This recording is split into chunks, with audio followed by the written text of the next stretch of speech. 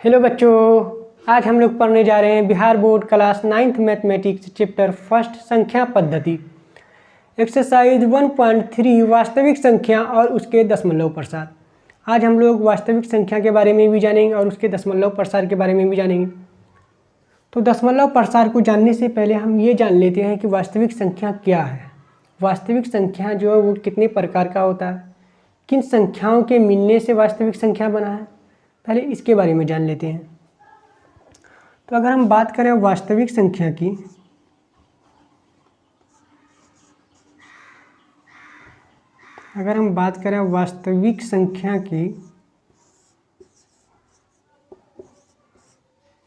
वास्तविक संख्या जो बना है वो परिमेय संख्या और अपरिमेय संख्या के मिलने से बना है। परिमेय संख्या और अपरिमेय संख्या के मिलने से बना है।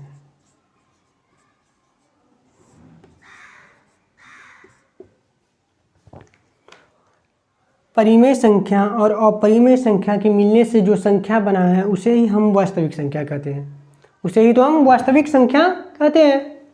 तो अगर हम वास्तविक संख्या के दशमलव प्रसार के बारे में बात कर रहे हैं, अगर हम वास्तविक संख्या के दशमलव प्रसार के बारे में पढ़ेंगे तो इनडायरेक्ट वे में हम परिमेय संख्या और अपरिमेय संख्या के दशमलव प्रसार के बारे में पढ़ेंगे, क्योंकि परिमेय संख्या और अपरिमेय संख्या के मिलने से ही तो वास्तविक संख्या बना है।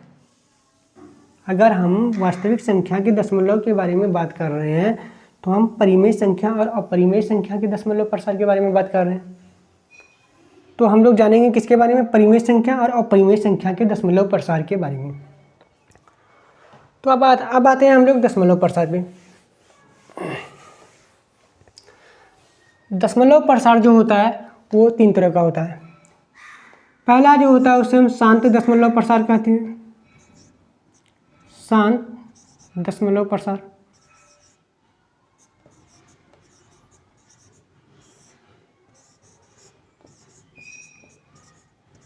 पहला जो होता है उसे हम शांत दशमलव प्रसार कहते हैं। दूसरा जो होता है, सेकंड वन जो होता है, उसे अशांत दशमलव प्रसार। अशांत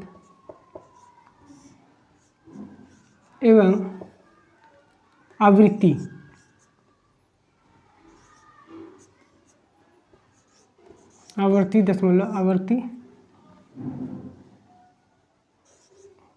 दशमलव प्रसार कहते हैं।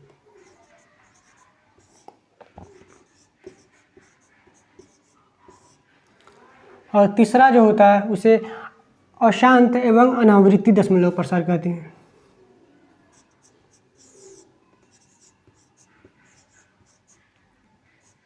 अशांत एवं अनावृत्ति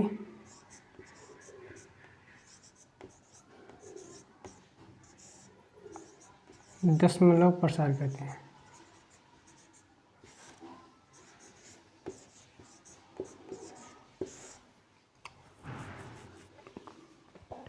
दशमलव प्रसार जो होता है वो 3 तरह का होता है। पहला जो होता है वो शांत दशमलव प्रसार होता है। दूसरा जो होता है उसे हम कहते हैं शांत दशमलव प्रसार, शांत एवं आवृत्ति दशमलव प्रसार। और तीसरा जो होता है उसे हम कहते हैं अशांत एवं अनावृत्ति दशमलव प्रसार। तो शांत दशमलव प्रसार किस रूप का होता है, किस तरह का होता है? जैसे 0.05, ये क्या है? शांत है। 0.3025, किसी एक पॉइंट के बाद ये रिपीट नहीं कर रहा हो, ये आगे नहीं बढ़ रहा हो, इसे हम क्या कहते हैं? शांत कहते हैं। जैसे 1.4296, इस तरह के दशमलव प्रसार को हम कहते हैं शांत दशमलव प्रसार। अब अशांत एवं आवृत्ति दशमलव प्रसार किसे कहते हैं? जैसे 1.3333 पॉइंट के बाद जो डेसिमल रहता है, जो दशमलव रहता है वो बार बार रिपीट करता जाता है। जो दशमलव रहता है वो बार बार रिपीट करता है, इसे हम क्या कहते हैं? अशांत कहते हैं, क्योंकि ये बढ़ता जा रहा है, रुक नहीं रहा है। और आवर्ती कहते हैं, मतलब जो रिपीट कर रहा है, बार बार दोहरा रहा है सेम संख्या को, तो उसे हम क्या कहते हैं? अशांत और आवृत्ति दशमलव प्रसार कहते हैं। जैसे 0.3333 इस तरह का दशमलव प्रसार जो होता है इसे हम अशांत और आवृत्ति दशमलव प्रसार कहते हैं। इसे हम शॉर्ट फॉर्म में कैसे लिखते हैं? इस तरह के दशमलव प्रसार को हम शॉर्ट रूप में लिखते हैं 0.3 के ऊपर बार। जो संख्या बार बार रिपीट कर रहा है, बार बार दोहरा रहा है, उस संख्या के ऊपर हम बार लगा देते हैं। उस संख्या के ऊपर हम बार लगा देते हैं। इसे कैसे लिखेंगे शॉर्ट फॉर्म में? इसे लिखेंगे 1.3 के ऊपर बार। रिपीट क्या कर रहा है? 3 कर रहा है, तो हम बार किसके ऊपर लगाएंगे? 3 के ऊपर लगाएंगे। अब बात करते हैं अशांत और अनावृत्ति दशमलव प्रसार की। अशांत अनावृत्ति दशमलव प्रसार कौन सा होता है, किसे कहते हैं? वो दशमलव प्रसार जो रिपीट नहीं कर रहा हो और ख़त्म भी नहीं हो रहा है, उसे हम अशांत दशमलव कहते हैं और अनावृत्ति भी कहते हैं। जैसे 0.12 0120012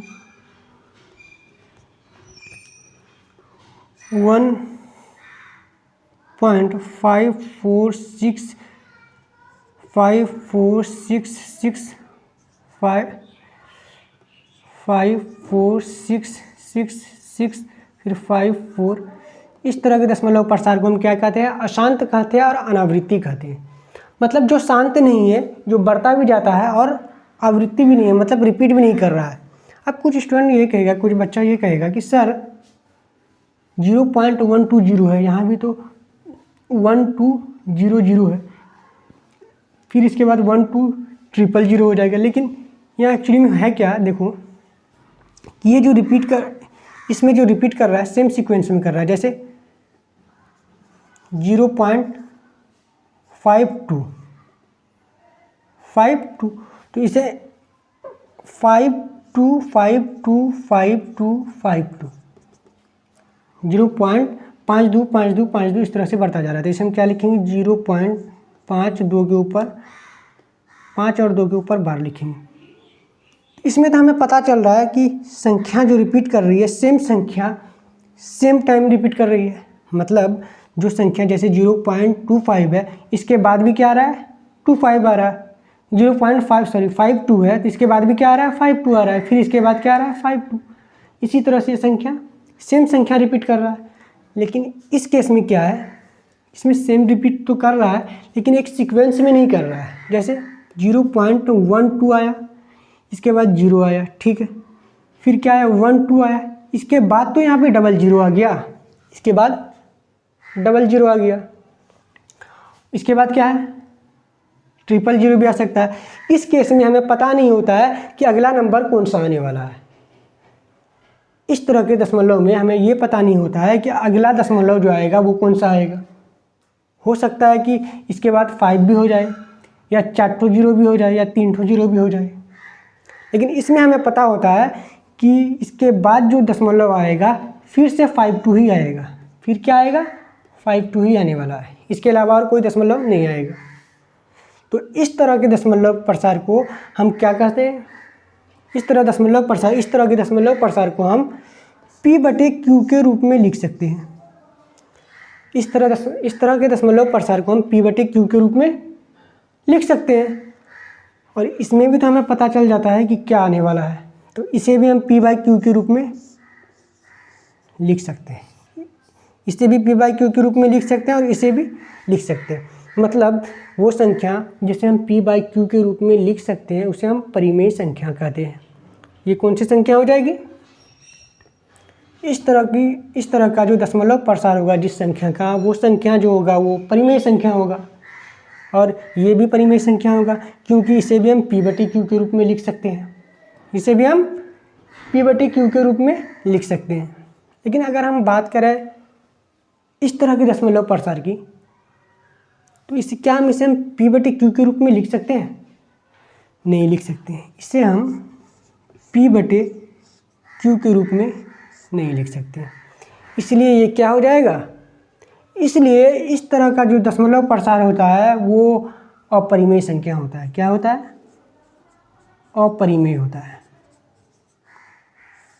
इस तरह का जो दशमलव प्रसार होता है वो अपरिमेय होता है। और ये क्या होगा, परिमेय होगा, परिमेय, ये भी परिमेय होगा।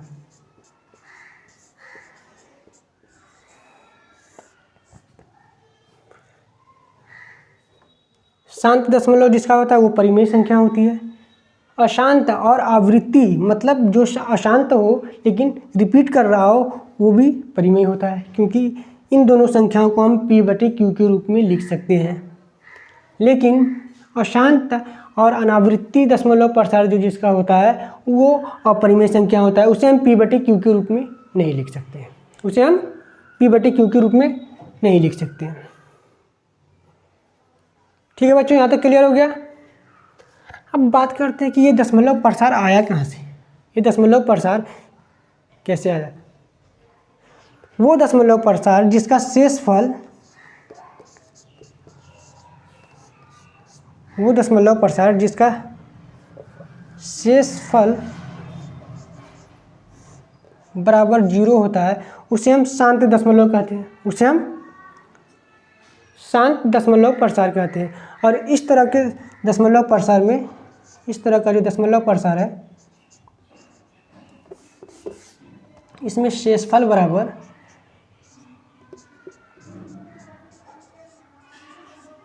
शेषफल बराबर 0 कभी भी नहीं होता है, शेषफल बराबर कभी भी 0 नहीं होगा। इस तरह के दशमलव प्रसार में शेषफल बराबर 0 नहीं होता है। और इस तरह के दशमलव प्रसार कैसे आता है, इस तरह का दशमलव प्रसार जो होता है जो अपरिमेय संख्या होता है उसी के बीच से निकलता है, जैसे √2, √3, इस तरह से इस तरह की संख्याओं से इस तरह का दशमलव प्रसार निकलता है। ठीक है बच्चों,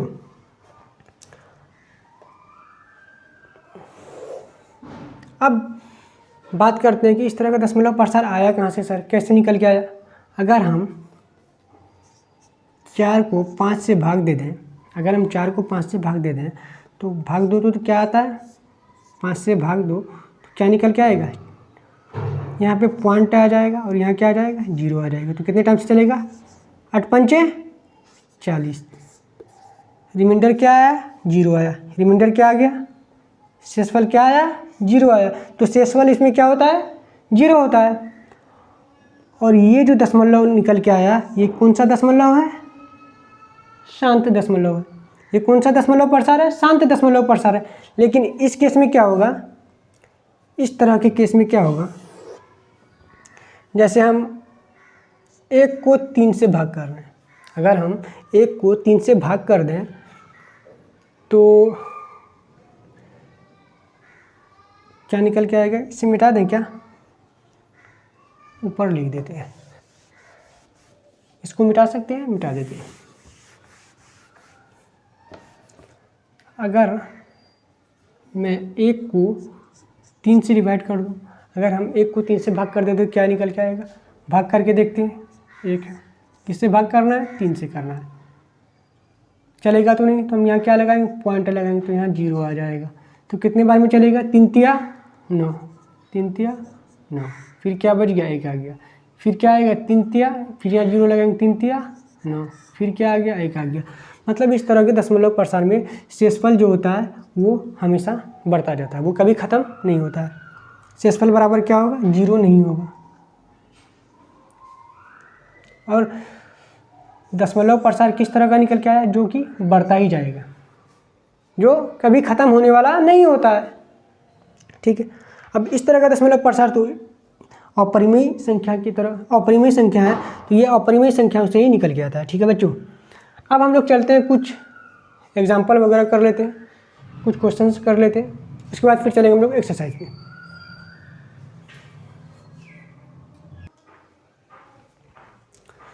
फर्स्ट एग्जाम्पल कह रहा है कि दिखाइए कि 3.14267 एक परिमेय संख्या है, एक परिमेय संख्या है। हमें इस दशमलव को परिमेय संख्या में दिखाना है। कैसे दिखाएंगे, हम जानते हैं कि परिमेय संख्या किसे कहते हैं, वो संख्या जिसे हम p/q के रूप में लिख सकते हैं, जिसे हम p/q के रूप में लिख सकते हैं उसे तो हम परिमेय संख्या कहते हैं। जहाँ पी और क्यू क्या होता है, जहाँ पी एंड क्यू, पी और क्यू जो होता है वो क्या होता है, पूर्णांक होता है। जहाँ पी और क्यू जो होता है वो पूर्णांक का होता है और क्यू बराबर 0 नहीं होना चाहिए, क्यू बराबर 0 नहीं होना चाहिए। तो हम इसे कैसे सॉल्व करेंगे, हम इसका पॉइंट हटा सकते हैं, पॉइंट हटाने तो आता है, कैसे लिखेंगे, 3.142678, इसे हम क्या लिख सकते हैं, 3142678 डिवाइड बाय 1। पॉइंट के बाद कितना नंबर है, 1 2 3 4 5 6, पॉइंट के बाद 6 नंबर है, 6 नंबर है, तो इसके आगे 6 जीरो लगा देंगे हम, 1 2 3 4 5 6। तो हमारा आंसर फाइनली ये निकल के आ गया। तो हमारा आंसर क्या निकल के आया, 31 42 67 8 बटे 51 22 11 1000 10,000 लाख 10 लाख निकल के आ गया। ठीक है बच्चों, अब हम लोग चलते हैं एग्जाम्पल नंबर 2 की तरफ।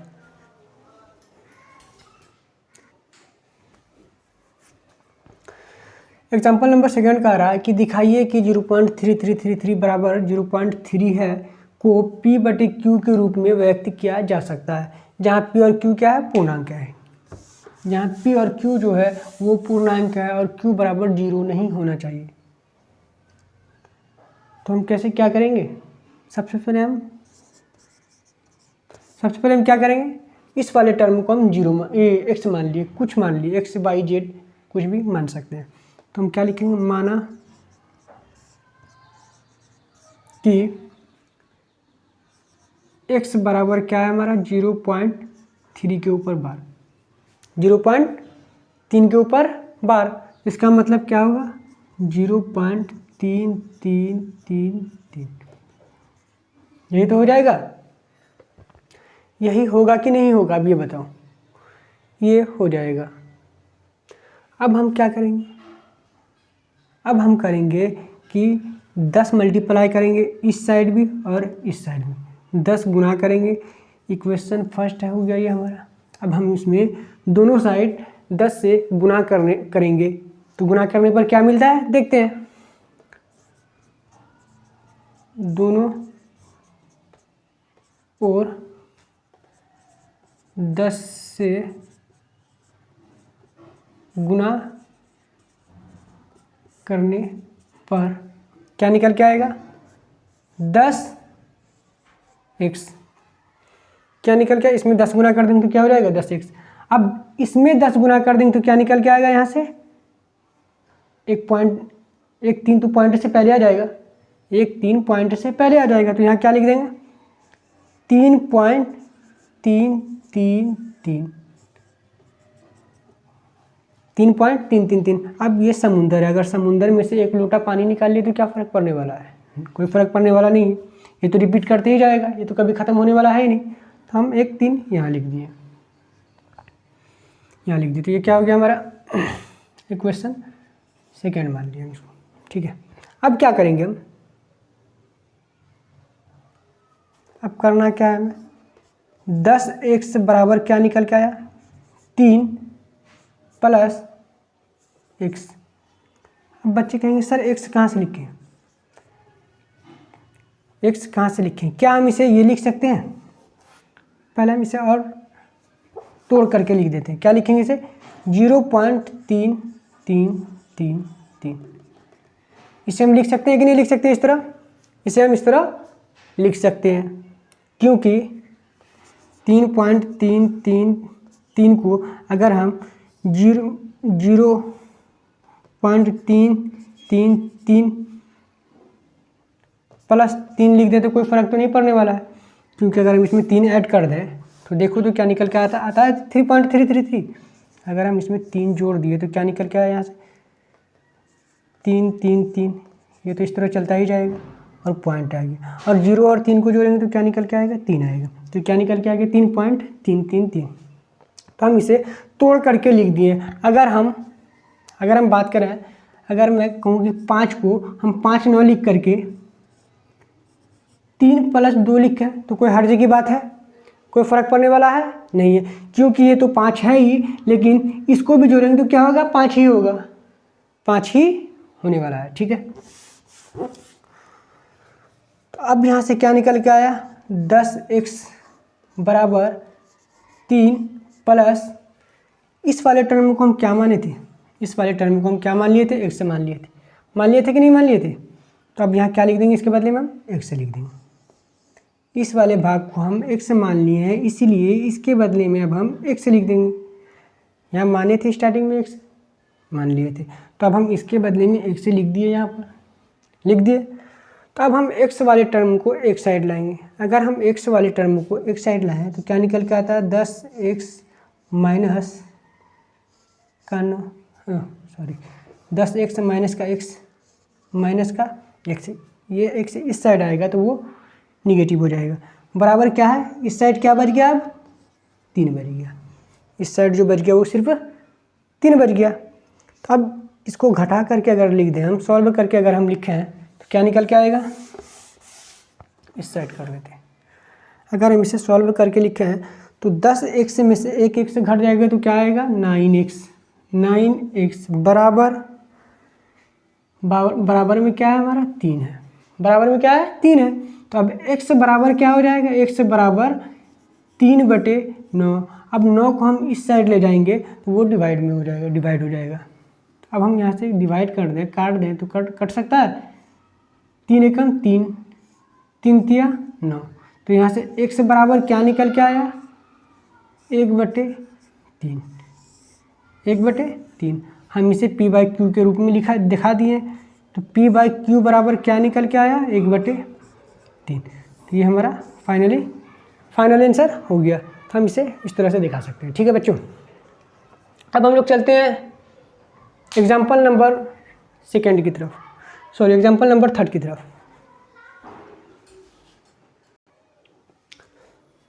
क्वेश्चन कह रहा है कि दिखाइए कि 1.272727 डॉट डॉट डॉट बराबर 1.27 के ऊपर बार को p/q के रूप में व्यक्त कीजिए।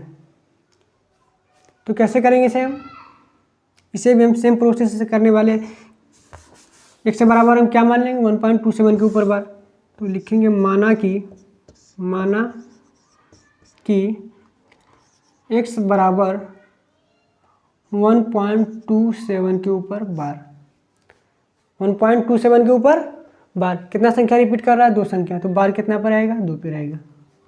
तो बराबर क्या लिखेंगे यहाँ, 1.272727 इस तरह से ये संख्या रिपीट करता जाएगा। ठीक है, अब क्या करेंगे, फिर से अगेन वही प्रोसेस अपनाने वाले, वही मेथड यूज करने वाले। अब इसमें 100 मल्टीप्लाई कर देंगे, दोनों साइड 100 मल्टीप्लाई कर देंगे। अगर हम इसमें 100 मल्टीप्लाई कर दें x में और 100 मल्टीप्लाई कर दें, गुना कर दें 100 गुना कर दें किस में, 1.272727 में, तो कोई फ़र्क पड़ने वाला है, नहीं पड़ने वाला, क्योंकि ये 100 इस साइड से फिर काट के 1 आ जाएगा। तो हम दोनों साइड 100 गुना कर दिए। अब स्टूडेंट कहेगा कि सर लास्ट वाले क्वेश्चन में तो आप 10 गुना किए थे, इसमें 100 गुना क्यों किए हैं, 100 गुना क्यों किए हैं इसमें।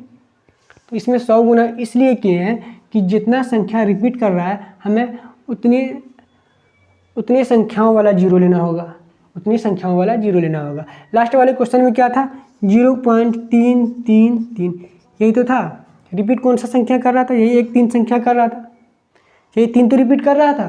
तो हम किससे गुना कर दिए, 1 0 वाले संख्या से गुना कर दिए इसे, 1 0 वाले संख्या से गुना कर दिए। 1 0 वाला संख्या कौन है, 10 है। अब यहाँ पर जो रिपीट कर रहा है क्या कर रहा है, 2 संख्या कर रहा है, 2 7 2 7, यही तो रिपीट कर रहा है। तो हम इसमें क्या गुना करेंगे, 2 0 वाला संख्या, 2 0 वाला संख्या कौन सा है, 100 ही तो है। 2 0 वाला संख्या जो है वो 100 है, 100 है। तो हम यहाँ इसमें 100 मल्टीप्लाई कर दिए, 100 से 100 से गुना कर दिए। तो यहाँ क्या निकल के आया, 100x बराबर,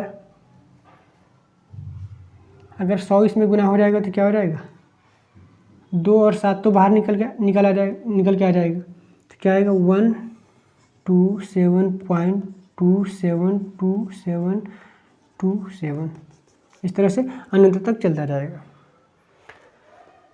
तो ये क्या निकल के आया हमारा फाइनली 100x बराबर 127.27272727। अब क्या करेंगे आगे, अब हम इस वाले टर्म को क्या हम 127.2727 इसे हम ये लिख सकते हैं, क्या हम इसे लिख सकते हैं 126 प्लस 1.272727 लिख सकते हैं कि नहीं लिख सकते? लिख सकते हैं। अब स्टूडेंट कहेगा कि सर आप इस फॉर्म में क्यों लिखे, क्या इसे लिखना ज़रूरी है? हम इसे इस फॉर्म में इसलिए लिखे हैं क्योंकि हम जो x वाला जो टर्म माने थे वो क्या माने थे 1.2727, यही तो माने थे। तो हम इस वाले टर्म के बदले में हम क्या लिख लेंगे, x से लिख सकते हैं। इसलिए लिखे हैं कि इस वाले टर्म के बदले में हम क्या लिख लेंगे, x से लिख लेंगे, तो हमें सॉल्व करने में आसानी होगी।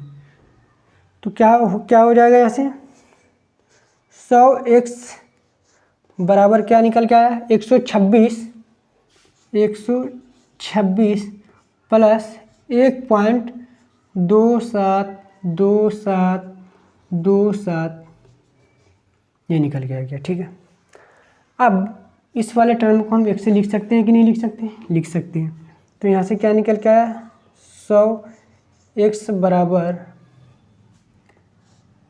126 प्लस 126 प्लस x, क्योंकि इसी को तो हम x माने थे, इसे ही तो हम x माने थे स्टार्टिंग में, तो हम इसके बदले में क्या लिख दिए, x से लिख दिए। अब x से लिख दिए तो हम क्या करेंगे, x वाले टर्म को x वाला जो संख्या है उसे हम एक साइड ले आएंगे। यहाँ से क्या निकल के आएगा 100x माइनस का x बराबर 126, बराबर के बाद क्या बच गया 126 ही बच गया। तो अब यहाँ क्या करेंगे, अगर हम 100x में से एक x से घटा दें तो क्या निकल के आ रहा है 99x 99x बराबर क्या निकल के आया 126। 99x बराबर क्या निकल के आया 126। अब यहाँ से क्या निकल के आएगा, x बराबर जो निकल के आया वो क्या आया 126 बटे 99, 126 बटे 99 को अगर हम इस साइड लाएंगे तो वो क्या हो जाएगा 126 में डिवाइड हो जाएगा, भाग लग जाएगा। तो अगर हम इसे काटना चाहें तो कट सकता है, किससे काटेंगे 14 नामा 126 11 नामा 99। तो फाइनली जो x बराबर निकल के आया वो क्या आ गया 14 बटे 11, ये हमारा आंसर हो गया। ठीक है बच्चों, अगर किसी को कुछ समझने में कुछ परेशानी हुई हो, कुछ दिक्कत हुई होगी तो वो वीडियो को दोबारा प्ले करके देखो, उसको श्योर समझ में आएगा, 100% उससे समझ में आएगा। ठीक है बच्चों, आज के लिए इतना ही। कल मिलते हैं फिर एक्सरसाइज 1.3 के सॉल्यूशन के साथ।